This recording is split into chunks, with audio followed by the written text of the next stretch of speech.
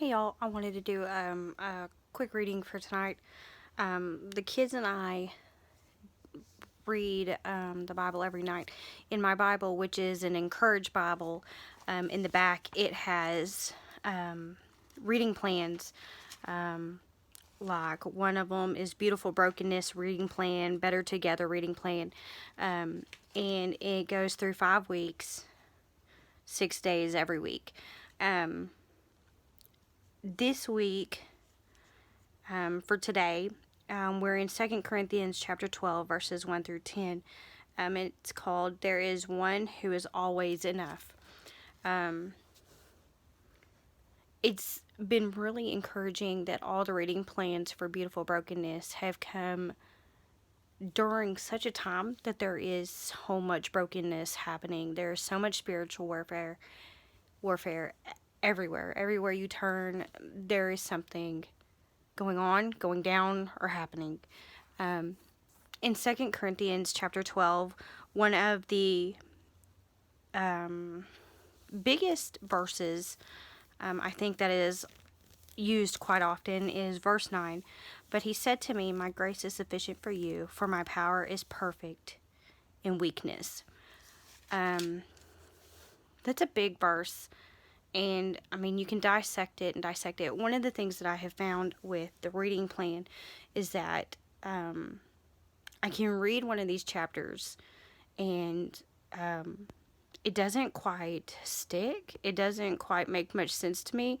But what I've noticed is that during the reading plan that it gives through it, it seems to make more sense. And I relate to so many of these, especially in the Beautiful Brokenness part, that they have just really hit me deep in my heart.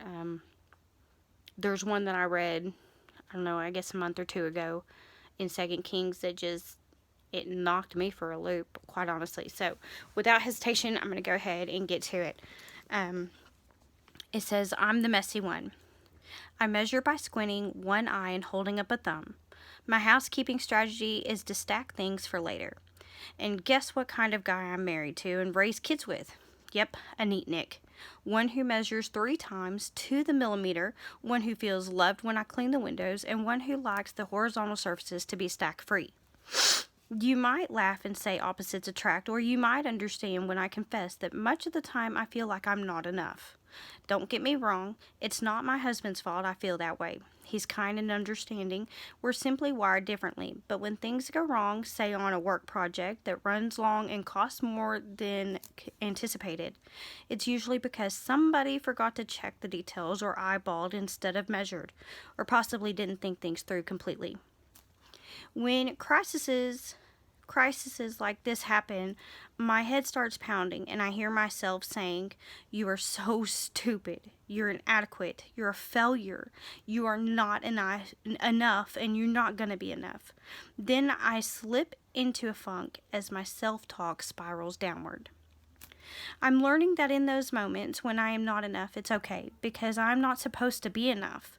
See, when you're always enough on top of things, thinking ahead, knowing the right answer, and doing the right thing, you don't need anyone. You don't need any other person. You don't need the one who is always enough. There is something in me that wants to be self-sufficient and, well, perfect, which is ridiculous, really. No one can be perfect. You'll always have a crack in your armor, a limp in your gait, a hole in your heart, or a problem that needs solving. You'll stick your foot in your mouth or let someone down when you don't mean to. You'll disappoint people you love, and you'll forget to wash the windows for a year, maybe 2. Humility comes from being honest about our shortcomings instead of getting defensive, from saying I'm sorry and not giving excuses, from asking for forgiveness and from forgiving ourselves. We need to accept that in our moment of weakness, at our point of failure, that is where God steps in and gives us strength. He can fill all those gaps and do what we cannot do alone. He can renew, restore, and revive. God gives us what we all need so we can be enough. We were never meant to go at it alone. We were never meant to be perfect and to have all our ducks in a row, no matter how hard we try.